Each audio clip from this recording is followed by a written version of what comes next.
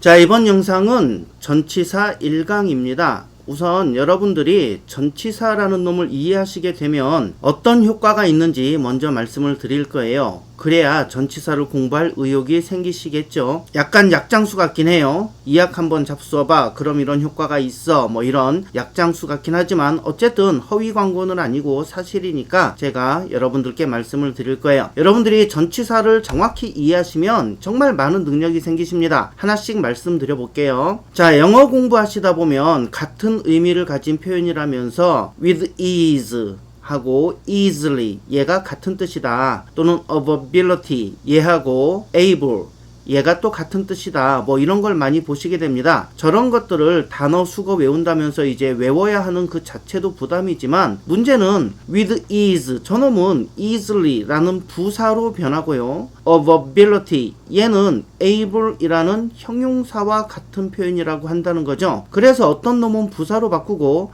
어떤 놈은 형용사로 바꾸란 말인데, 가뜩이나 저런 표현이 주르륵 많이 나와갖고 외우기 힘든데 그걸 또 형용사로 바꿔야 될지 부사로 바꿔야 될지 이것까지 신경 써야 되니까 상당히 귀찮고 번거롭죠. 전치사의 성질을 잘 이해하시면 저걸 형용사로 바꿀지 부사로 바꿀지 쉽게 판단하실 수 있습니다. 이게 여러분들이 전치사를 공부하셨을 때 생기는 그런 이점 중에 하나고요. 그 다음에 전치사가 여러분께 드리는 혜택은요, 당연히 여러분들의 문장 해석력이 좋아진다는 거죠. 특히 전치사는 긴 문장을 만드는 주범이에요. 그래서 이놈을 처리할 줄 알면 당연히 해석도 쉬워지고요. 물론 영작 능력도 당연히 좋아집니다. 전치사를 적절하게 쓰실 수 있을 테니까요. 특히 우리가 형용사 편을 통해서 배웠던 투부정사, 관계대명사, 분사 요런 놈들하고 섞어서 사용하시면 여러분들이 그토록 열망하시는 아주 긴 문장도 정확하고 쉽게 만드실 수가 있습니다. 이해를 못하면 넣을지 말지 어디에 넣을지 결정하기도 힘들지만 이해하게 되시면 이런 갈등이 없어지니까 당연히 여러분들이 구사하는 문장이 좀 더 길고 세련되어질 거예요. 물론 문장이 길다고 해서 좋은 건 아니지만 긴 문장을 만들 줄 알면서도 간략하게 표현하는 거랑 긴 문장을 만들 줄 몰라서 짧게 표현하는 거는 전혀 차원이 다른 얘기죠. 게다가 전치사를 정확하게 이해하시면 내가 만든 문장이나 남이 쓴 문장이 제대로 완결이 되었는지, 문장의 완결성, 즉 이 문장이 제대로 된 문장인지 아니면 어딘가 흠결이 있는지 판단하는 데도 아주 큰 역할을 하게 됩니다. 그러니까 문장을 써놓고 이게 맞는 문장인지 틀린 문장인지 고민되는 부분을 많이 줄여준다는 얘기죠. 자, 그 다음에 우리가 문장을 만들거나 해석할 때는 문장의 주요소라는 것을 사실 먼저 빠르게 찾아내야 해요. 문장의 주요소는 4가지가 있는데 주어, 동사, 목적어, 보어를 얘기해요. 이거는 나중에 동사편에 가서 더 자세히 할 거니까요. 자, 어쨌든 이것들을 찾아내고 나면 나머지는 다 꾸미는 말, 즉 수식어가 되거든요. 자, 그러니까 전치사를 이해하시면 이 문장의 주요소를 찾아내는데 정말 결정적인 도움을 줍니다. 당연히 이 과정은 여러분들을 괴롭히던 문장의 1형식부터 5형식 요것들을 이해하는 데도 아주 결정적인 역할을 하게 되죠. 사실 1형식부터 5형식까지 이 문장의 형식을 제대로 이해하시면 해석이나 영작은 이미 끝난 거나 마찬가지예요. 사전만 있으면 해석, 영작 다 끝났다고 보시면 됩니다. 우리가 지금 공부하고 있는 필수 영문법의 모든 과정은 사실 이 1형식부터 5형식까지 이 문장의 형식을 제대로 이해하기 위한 그런 셋업 과정이라고 해도 사실 과언은 아니에요. 자, 그 다음에 우리가 영어 공부하다 보면 관계부사를 만나게 돼요. 관계부사 만나면 멘붕이 오죠. 왜냐하면 관계대명사에서부터 이미 너덜너덜해져 갖고 있는데 거기에 또 관계부사라는 놈이 나오니까 덜컥 겁부터 나죠. 그리고 이 관계부사라는 놈의 첫 등장도 아주 위압적이에요. 보통 저런 식으로 나오죠. 저게 다 같은 의미의 문장이라는 건데 어질어질하죠. 하지만 전치사를 이해하시게 되면 저 어질어질한 것들이 간단히 정리되고 이해가 되실 겁니다. 외울 필요도 없어요. 여러분들이 직접 만드시는 것도 충분히 가능합니다. 그래서 우리가 전치사 편을 공부하면서 관계부사도 공부하게 되실 거예요. 아마도 다음 전치사 편쯤에서는 관계부사를 다루게 될 것 같습니다. 물론 전치사를 몰라서 저걸 이해를 못하잖아요. 그럼 쳐다보기도 싫은 놈이에요. 게다가 그 뒤에는 관계부사의 또 계속적 용법이라는 게 나와요. 자, 하지만 여러분들은 이미 형용사 파트에서 관계대명사의 계속적 용법을 이해하셨기 때문에 이번에 전치사에 관한 지식만 살짝 첨가하시면 관계부사의 계속적 용법도 쉽게 이해하실 수 있어요. 정말 전혀 부담이 없어요. 물론 관계대명사의 계속적 용법도 관계부사의 계속적 용법도 독해에서 여러분들을 많이 괴롭히던 놈들이에요. 하지만 관계대명사의 계속적 용법은 우리가 필수 영문법 23강에서 해결했었고요. 이번엔 관계부사의 계속적 용법도 해결이 될 겁니다. 전치사편 하다가 보면 그렇게 될 거예요. 그리고 우리가 역시 영어 공부를 하다 보면 어쩔 수 없이 마주치게 되는 수거들, 구동사들, 예전에는 사실 그냥 수거라는 말로 다 퉁쳤는데 요즘은 또 구동사라는 말을 쓰더라고요. 저는 이런 것들 다 퉁쳐서 수거라는 말로 쓸게요. 저기에 도대체 왜 of가 쓰였는지, 왜 for가 쓰였는지, 그리고 저런 전치사는 도대체 왜 저기에 들어가야만 하는 건지, 그리고 어떤 놈은 또 비동사가 들어가고 어떤 놈은 또 비동사 안 들어가고, 수거 외울 때마다 be가 있는 놈, 없는 놈, of가 쓰인 놈, for가 쓰인 놈, at 쓰인 놈, 정말 외워야 할 것들 천지지요. 이 부분에 대한 해결도 전치사 영역에서 가능하긴 한데 좀 더 완벽하게 해결하려면 동사 파트에 가서 해결해야 합니다. 그래서 이 부분은 동사 파트에 가서 해결할 거예요. 아쉽지만 동사 갈 때까지 기다려 주시면 감사하겠습니다. be afraid of에서 be는 왜 들어갔는지, of는 도대체 왜 들어갔는지, 이것은 동사편에서 우리가 해결할 거예요. 이해를 하시고 나면 역시 나중에 외우실 필요도 없고요. 여러분들이 원하시는 대로 만들어 쓰실 수도 있습니다. 그래서 이런 것들이 해결이 되고 나면 여러분들이 수거를 익히시는 데 쓰이는 시간과 노력이 90% 이상 세이브 될 거예요. 그 다음에 댓글로도 가끔 질문이 올라오던 건데 help his homework 이렇게 쓰면 안 된다고 하죠. 자, 이거를 help him with his homework 이런 식으로 써야 된다 라고 여러분들이 어디선가 보시고 이게 도대체 왜 그러냐 라고 댓글로 몇 번 질문을 주셨어요. 이것도 전치사 파트에서 해결할 수 있지만 더 완벽하게 해결하려면 역시 동사 파트에 가서 해결을 할 거예요. 그때까지 잠시 기다려 주세요. 자, 그리고 댓글을 보니까 형용사 파트에서 a bed to sleep in 이런 거나 a friend to depend on 이런 표현, a family to take care of 이런 표현에서 도대체 왜 끝부분에 전치사가 붙어있냐 이런 걸 궁금해 하시는 분들이 계셨는데 이 부분에 대한 해결은요, 구절에 대해서 공부를 하셔야 완성이 될 거예요. 구와 절을 한꺼번에 해결해야 되기 때문에 이건 또 접속사 파트에 가서 해결이 돼요.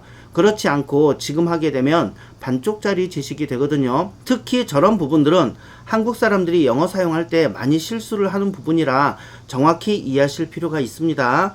전치사와 접속사의 성질을 정확히 알아야 완벽하게 해결이 되는 부분이니까 이 부분은 전치사 끝나고 우리가 접속사 파트에 들어가면 자, 그쪽에서 한꺼번에 해결이 될 거예요. 자, 그때까지 역시 기다려 주시면 감사하겠고요. 자, 전치사를 이해해야 저 부분도 어쨌든 해결을 할 수 있다라는 거예요. 자, 그 다음에 전치사를 이해하시게 되면 또 여러분들께 생길 좋은 능력 하나가 우리가 학교 때 배웠던 것 중에 하나 이중소유격이라는 게 있어요. 무슨 얘기냐면 he is my friend 이렇게 쓰면 안 되고 he is a friend of mine 이렇게 써야 맞다 이런 걸 우리가 배운 적이 있어요. 자, 이 부분도 전치사를 이해하고 있으면 쉽게 해결이 돼요. 외울 필요도 없어요. 당연히 저렇게 써야 됩니다. 이거는 우리가 이제 동사편 들어가기 직전에 동사를 쓰려면 적당한 주어를 정해야 되잖아요. 그래서 필연적으로 동사편 들어가기 직전에 인칭 대명사를 정리해야 하는데요. 그때 등장하게 될 겁니다. 이런 식으로 또 우리가 앞으로 해야 할 과정들을 살짝 보여드리는 거죠. 자, 이렇게 제가 대충 생각만 해봐도 여러분들이 전치사를 이해하시면 이렇게 많은 능력을 얻게 되십니다. 진짜 압도적이죠. 그럼 지금부터 전치사의 기본 개념에 관해 말씀드릴 거예요. 자, 학생들한테 전치사가 뭐냐 이렇게 물어보면 거의 대부분 뭐라고 대답을 하냐면 in, on, of, at 뭐 이런 거요. 이렇게 대답을 합니다. 자, 여러분들은 어떠세요? 전치사가 뭐예요? 이렇게 누군가 물어보면 어떻게 대답을 하실까요? 아마 대부분 비슷한 대답을 하시게 될 거예요. 근데 우리가 지금 생각해봐도 좀 황당하죠?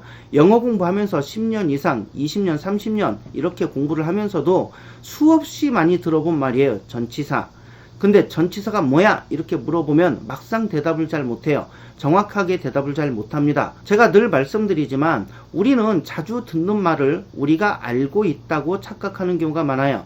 전치사라는 용어도 그 중에 하나예요. 근데 이 전치사에 관한 용어를 반드시 정확하게 이해를 하셔야 되는데, 아까 쟤들처럼 전치사가 뭐야? 물어봤을 때 in, on, of 뭐 이런 거요. 이렇게 나열식으로 대답하는 건 올바른 대답이 아니에요. 동물이 뭐예요? 이렇게 물었을 때 호랑이, 사자, 토끼, 곰 이런 게 동물이에요. 이렇게 나열식으로 대답하는 건 사실 유치원생이나 초등학교 저학년 정도의 수준의 대답인 거잖아요. 자, 그럼 또 이렇게 되묻는 분들도 계시죠. 야, 전치사가 뭔지 꼭 문법적인 정의를 알아야 하는 거냐? 자, 이런 분들에게는 저는 되려 묻고 싶어요. 영어 문장이 아주 조금만 길어져도 어김없이 튀어나오는 게 전치사예요. 즉, 전치사 없는 영어 문장 찾기가 어려울 정도인데 전치사를 모르고 영어 문장을 해석하고 만들겠다고? 너는 프라이팬, 웍, 뒤집개 이런 주방 용어도 모르고 요리를 배울 수 있겠냐? 저는 이렇게 물어보고 싶어요. 채널 운영 초기에 많은 분들이 이런 댓글 주셨어요. 긴 문장을 해석 잘하고 싶어요. 긴 문장도 만들고 싶어요. 예, 그러실 거예요. 자, 근데 긴 문장 해석이 왜 안 될까요? 그 큰 원인 중에 하나가 전치사예요. 긴 문장 왜 못 만들까요? 그 큰 원인 중에 하나가 전치사예요. 전치사에 대한 이해가 정확하지 않기 때문에 전치사가 있는 문장을 제대로 처리 못하니까 해석이 안 되고요. 전치사에 대한 이해가 제대로 안 돼 있으니까 전치사를 활용해서 긴 문장을 만들 수가 없는 거예요. 자, 그만큼 전치사 중요한 파트입니다. 자, 이제 전치사의 정의와 기능을 정확히 알아볼 거예요. 전치사가 뭐야? 이렇게 물어봤을 때 in, on, at 이런 거요. 이렇게 대답하시면 안 되겠죠. 전치사를 영어로 쓰면 preposition 이렇게 씁니다. 자, 앞에 pre, 저 접두사가 있죠. 저 pre라는 말은요, 앞서서, 미리, 먼저 이런 뜻을 가지고 있어요. 그래서 pre, 먼저, dict, 말하다 이렇게 합치면 predict, 먼저 말하다, 미리 말하다, 어떤 사건이 일어나기 전에 먼저 말하는 거예요. 즉 예언하다 이런 뜻이 되고요. preheat 하면은 hit, 저 단어는요 데우다 이런 뜻이 있어요. 그래서 preheat 하면은 앞서서 데우다, 미리 데우다, 즉 예언하다 이런 뜻이 돼요. preschool 이렇게 하면 학교 가기 전이란 얘기겠죠. 미취학 이런 뜻이고요. 특히 미국에서는 유치원을 preschool 이렇게 부르기도 합니다. 그래서 전치사라는 단어를 살펴봤더니 preposition 이렇게 돼 있는데 pre 이 말은 앞서서, 미리, 앞에 이런 뜻이었고요. position 이 단어는 여러분들이 아시죠? 위치, 자리라는 뜻이에요. 야, 너 야구 선수라며 포지션이 뭐야? 우리가 이렇게 물어보기도 하잖아요. 그러니까 자, preposition을 어떻게 번역을 했냐면 한자를 써가지고 pre, 앞에, 먼저 이런 뜻이라서 앞전자를 쓰고요. position 이거는 위치, 자리라는 뜻의 한자인 치자를 썼어요.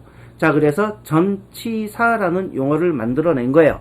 그럼 결국 전치사라는 말은 전, 앞에, 치, 위치한다 라는 얘기예요. 근데 뭐의 앞에 있는지는 저 말 안에는 없어요. 앞, 뒤 이런 말은 뭔가 두 개가 있어야 되는 거잖아요. 나 혼자 덩그러니 있으면 내가 앞에 있다 뒤에 있다 이런 말을 쓸 수가 없잖아요. 두 사람이 있어야 내가 그 사람 앞에 있는지 뒤에 있는지 나오는 거죠. 그죠? 그러니까 전치사 앞에 있는 놈 이 표현은 결국 누구 앞에 있는 거냐, 뭐 앞에 있는 거냐 이게 있어야 위치가 정해지는 거야. 그죠? 자, 학교에 학생이 나 혼자뿐이야. 근데 1등, 2등 이런 거 성립 안 하잖아요. 그죠? 최소한 한 놈은 더 있어야 1등, 2등, 앞에 놈, 뒤에 놈 이런 게 정해지는 거예요. 맞죠? 자, 그러니까 전치사라는 말은 그대로 풀어보면 뭔가의 앞에 위치한 놈이다. 이렇게 표현해야 정확한 거예요. 그럼 저기 저 빨간 지렁이 저기에 해당하는 놈이 도대체 뭐냐? 이것만 정하면 돼요. 저 빨강 지렁이 그 자리에 들어갈 말이 바로 명사입니다. 그러니까 결국 전치사라는 거는 명사 앞에 위치하는 말이다 이런 뜻이에요. 자, 굉장히 중요한 얘기 나왔어요. 전치사는 명사 앞에 위치하는 말이다. 자, 그럼 1차적으로 우리는 전치사의 정의는 정확히 끄집어냈어요. 그죠? 전치사가 뭐라고요?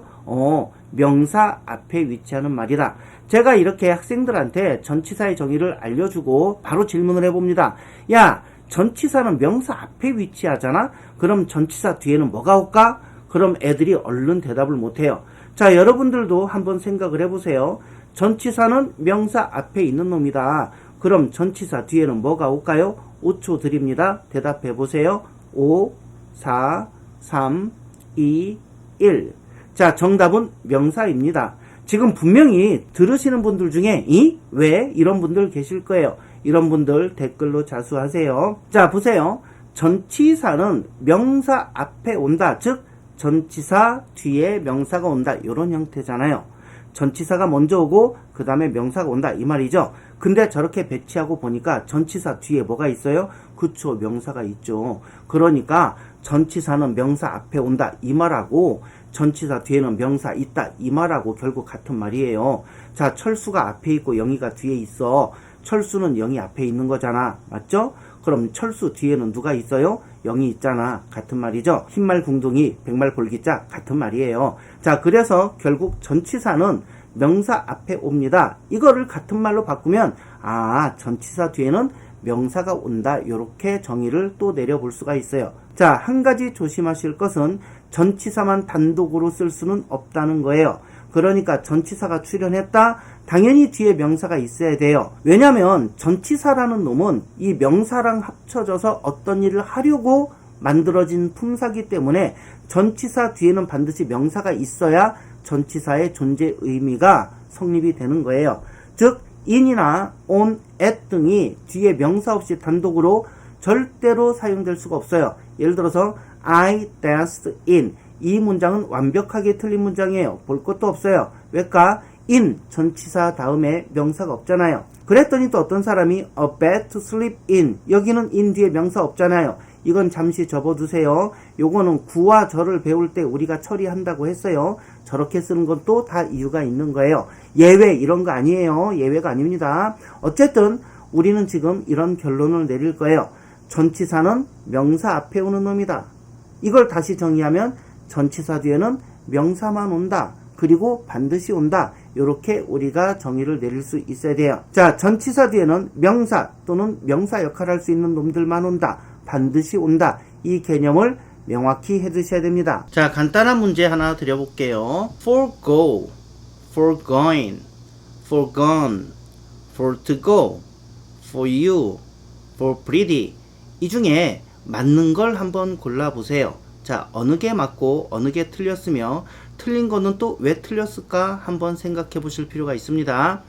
자, 전치사 뒤에는 반드시 명사가 와야 한다고 했어요. 그죠? 그래서 forgo 이렇게 동사가 오면 안 돼요. 그래서 얘는 틀린 거예요. 그러면은 이 동사를 명사로 바꾸면 되겠죠? 그래서 foregoing 이렇게 ing를 붙였어요. 그래서 동사를 동명사로 바꿨어요. 요건 오케이입니다. 좋습니다. 자, 여러분들 전치사 뒤에 동사를 쓰고 싶다? 동명사로 바꾸면 되는구나. 이렇게 알아두시면 되겠죠. 그 다음에 foregone, 얘는 전치사 뒤에 과거분사가 왔지요. 여러분들 제가 말씀드렸다시피 과거분사는 형용사예요. 그러니까 전치사 뒤에 형용사가 온 꼴이 됐어요. 이거는 안 되겠네요. 그죠? 그 다음에 for to go, 이 부분에서 좀 갈등하실 수가 있어요. 왜냐면 전치사 뒤에는 명사가 와야 한다고 했는데 저렇게 동사 앞에 to를 붙이면 동사가 명사로 바뀌거든요. 그래서 영어에서 동사를 명사로 바꾸는 방법 두 가지 있다고 했죠. 앞에 이렇게 to를 붙이거나 꼬랑지에 ing 붙이는 거. 하지만 전치사 뒤에는 동명사 ing만 쓴다. 이렇게 알아두시는 게 좋아요. 자, 전치사 뒤에는 to 부정사를 쓰지 않는 게 원칙입니다. 지저분해져서 그래요.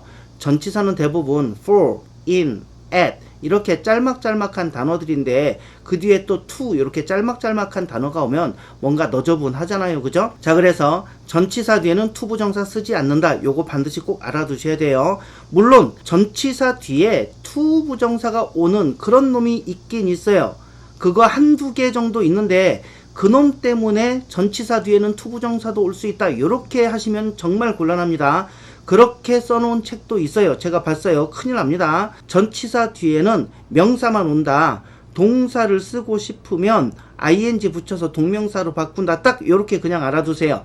예외적으로 to 부정사가 오는 놈이 있는데 그거는 그때 나오면 요 놈이구나 하고 알아두시면 돼요. 이 예외적인 거 한 놈 때문에 전치사 뒤에 to 부정사도 쓸 수 있다. 이렇게 정의를 내려버리면 정말 큰일 납니다. 제가 그런 책을 봤는데 와 정말 등골이 서늘했어요. 자, 그 다음에 for you, 얘는 괜찮지요. 전치사 for 다음에 you, 당신이라는 명사가 왔어요.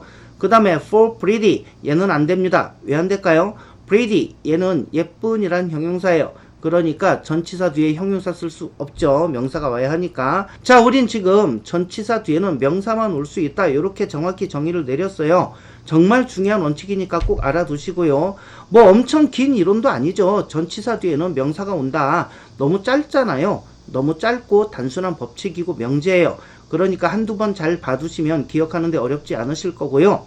그리고 앞으로 또 제가 이 원칙을 무수히 반복해 드릴 거예요. 아시죠? 지겹도록 반복해 드립니다. 지금까지는 우리가 전치사를 정식으로 안 배웠기 때문에 제가 언급을 거의 안 했어요. 하지만 이제 배웠잖아. 그죠? 그러니까 또 질리도록 말씀드릴 거예요. 그러니까 여러분들이 굳이 외우려고 애 안 쓰셔도 됩니다. 이런 법칙들은요, 외우는 게 아니에요. 그냥 나올 때마다 확인하고 반복하면 금방 내 거가 돼요. 이런 거 외우려고 굳이 시간 따로 투자 안 하셔도 됩니다. 자, 그 다음 단계로 나가볼게요. 전치사는 뒤에 반드시 명사가 온다. 이때 전치사 뒤에 온 명사를 우리는 전치사의 목적어 이렇게 불러요. 자, 동사랑 비교해서 한번 볼게요. 동사를 기준으로 앞에 온 것을 우리는 주어, 뒤에 오는 동작의 대상을 목적어라고 부르죠. 전치사도 마찬가지예요. 만일에 이 명사가 전치사 앞에 위치한다면 아마도 전치사의 주어 이렇게 불렀을지도 몰라요. 하지만 전치사랑 연결되는 명사는 반드시 전치사 뒤에 위치하기 때문에 우리는 이놈을 전치사의 목적어 이렇게 부릅니다. 그러니까 전치사는 뒤에 반드시 명사가 온다. 우리는 이 명사를 전치사의 목적어라고 부른다라고 이렇게 개념이 살짝 확장이 된 거예요. 제가 나중에 동사편에서 여러분께 이렇게 여쭤볼 거예요. 영어에서 목적어를 가질 수 있는 거 딱 두 개 있거든요. 하나는 동사 중에 타동사고요. 나머지 하나는 무엇일까요? 이렇게 여쭤보면 여러분들 뭐라고 대답하셔야 돼요? 전치사요. 이렇게 대답하셔야 돼요. 자, 영어에서 목적어 가질 수 있는 거 딱 두 개 있습니다. 동사 중에 타동사, 아직 우리가 이건 정확히 안 배웠고요. 그 다음에 전치사, 이렇게 딱 두 개예요. 자, 그럼 전치사에 대한 개념 이렇게 정리합니다. 전치사는 뒤에 명사만 온다. 동사를 쓰고 싶어? 그럼 동명사로 바꿔라. 자, 그리고 이때 전치사 뒤에 온 요 명사를 전치사의 목적어라고 부른다. 즉 전치사는 목적어를 취하는 놈이다. 여기서 보신 대로 전치사 뒤에 오는 명사를 전치사의 목적어라고 했으니까 당연히 목적격을 사용해야 해요. 자, 문제를 통해서 또 확인해 보겠습니다. to, I, my, me 이 중에 뭐가 맞을까요? 혹시 여러분들 이 중에 주격, 소유격, 목적격 아직 잘 모르시는 분들은 그냥 넘어가시면 됩니다. 동사 들어가기 직전에 인칭대명사 정리해드리면서 할 거예요. 전치사 다음에는 목적격 와라 그랬으니까 me가 맞겠죠. 자, 그 다음에 to you 얘가 맞을까요? 초콜릿 생각하시면 안 됩니다. to your 얘가 맞을까요? 어느 게 맞죠? 목적격 you가 맞아요. 자, 그 다음에 to we, to our, to us 어느 게 맞아요? 목적격 us가 맞아요. 자, 그 다음에 to she, to her 어느 게 맞을까요? 목적격 her가 맞죠. to he, to his, to him 어느 게 맞을까요? to him 목적격 얘가 맞죠. to they, to their, to them 어느 게 맞을까요? 목적격 them이 맞는 거예요. 자, 그럼 결국 다시 정리해보면 전치사는 명사 앞에 오는 놈이다. 요거를 살짝 다시 바꿔보면 전치사 뒤에는 반드시 명사가 온다 이 얘기예요. 이 명사를 우리는 전치사의 목적어라고 부른다. 전치사 뒤에 동사를 써야 해? 그럼 동명사로 바꿔. 이렇게 정리가 되는 거예요. 그럼 결국 우리는 이런 걸 알 수 있어요. 전치사가 나오면 명사가 반드시 오는구나. 즉 전치사랑 명사는 늘 같이 뭉쳐 다닌다 이 얘기네. 자, 근데 전치사 플러스 명사 이런 구조기 때문에 이 안에 주어 동사 관계가 없어요. 전치사와 명사니까 최소한 두 단어 이상인데 주어 동사 관계는 없네. 두 단어 이상인데 주어 동사 관계 없다. 우리 이런 걸 뭐라고 불렀어요? 그죠? 구 이렇게 불렀어요. 그래서 전치사 플러스 명사 이 덩어리를 우리는 전치사 구 이렇게 불러요. 이렇게 전치사와 명사는 도대체 왜 뭉쳤을까요? 자, 이제 마지막으로 그걸 알아야 돼요. 뭔가 뭉쳤을 때는 반드시 이유가 있는 거예요. 우리도 두 사람 이상 모이면 반드시 이유가 있거든요. 뭐 고스톱을 친다든가 같이 영화를 보러 간다든가 이렇게 이유가 있으니까 모이는 거예요. 얘네들이 왜 뭉쳤을까? 그 이유는 바로 수식어를 만들려고 뭉친 거예요. 뭘 만든다고요? 수식어. 아, 그러니까 전치사와 명사가 뭉치는데 얘네들이 뭉치는 최종 목적 궁극적인 목적은 수식어를 만들려고 하는구나. 그래서 책을 보면은 전치사구라는 말도 쓰고요. 전명 수식구 이런 말도 씁니다. 자, 근데 영어에서 수식어 하면 뭐가 떠오르셔야 돼요? 수식어라는 건 다른 말을 꾸며주는 놈이에요. 이걸 수식어라 그래요. 영어에 수식어 몇 개 있었죠? 딱 2개 있었어요. 형용사와 부사. 형용사, 명사만 꾸민다. 나쁜 시키. 부사, 명사 외에 나머지 것 다 꾸민다. 불쌍한 시키. 그래서 형용사, 부사를 이해해야 전치사를 이해할 수가 있는 거고요. 그래서 형용사, 부사를 먼저 한 거예요. 왜? 전치사는 명사랑 합쳐져서 형용사 역할, 부사 역할 한다 이 얘기거든요. 자, 결국 전치사와 명사가 뭉쳤어. 이 뭉친 걸 우리는 전치사구라고 불러. 이 전치사구는 왜 존재하는 거야? 왜 만들어진 거야? 수식어구를 만들려고. 즉 형용사구나 부사구를 만들기 위해서다. 이렇게 최종적으로 정리가 돼요. 자, 그럼 여기서 제가 간단한 문제 또 드려봅니다. 전치사구가 주어로 쓰일 수 있을까요? 절대로 안 됩니다. 주어 자리에는 명사만 올 수 있는 거죠. 자, 우리 명사 파트에서 배웠어요. 자, 전치사구는 형용사, 부사 역할만 하도록 정해져 있거든. 명사 역할 못해요. 그러니까 절대로 주어로 쓰이지 못합니다. 하늘이 무너져도 안 돼요. 예외 없어요. 그러니까 주어를 찾으실 때는 전치사구는 모조리 짝짝 그어놓고 빼고 보시는 거예요. 자, 이런 문제 지금도 학교에서 자주 출제됩니다. 수능 모의고사에서도 종종 나옵니다. One of the students were picked. 맞니 틀리니 물어봅니다. 이 문제 나오면 많이들 헤매요. 자, 이거 보통 책에서 뭐라고 설명하냐면 one of 플러스 복수명사 뭐뭐 중에 하나 이런 뜻인데 주어는 앞에 원이다. 그러므로 동사를 원에 맞춰서 단수 동사를 써야 한다. 이렇게 나와요.